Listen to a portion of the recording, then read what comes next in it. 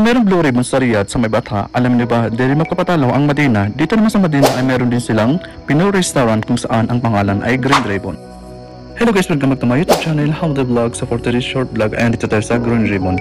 Kasi ngayong araw na ngayon ay meron daw silang offer kung saan meron daw silang buffet, only 60 riyal. So ganun kasi kami sa Masjid Al-Nabawi kasi nagsala kami doon ng Salatul Eid. So nung pagkatapos namin magsala ng Salatul Eid ay naisipan namin pumunta sa Green Ribbon kasi meron daw silang offer na buffet. So ngayon ay andito tayo sa Green Ribbon. So itatry natin guys kung ano yung mga pagkain nila kasi sabi nila marami daw silang hinandang pagkain para sa buffet nila ngayong Eid.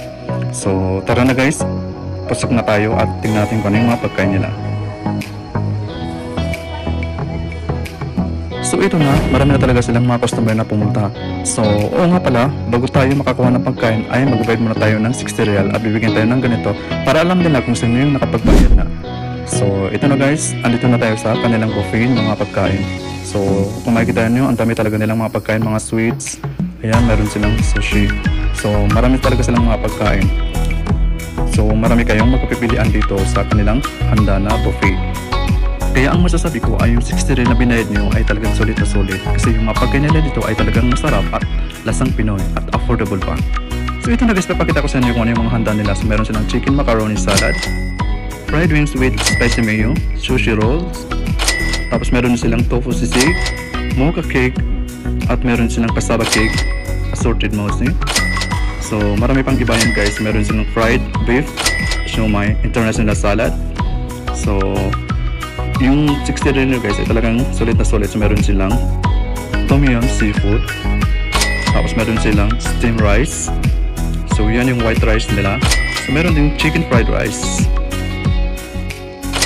pancit dump chicken, tapos meron din silang stir fried with oyster sauce chicken, tapos meron silang potato wedges. Yan yung potato wedges nila.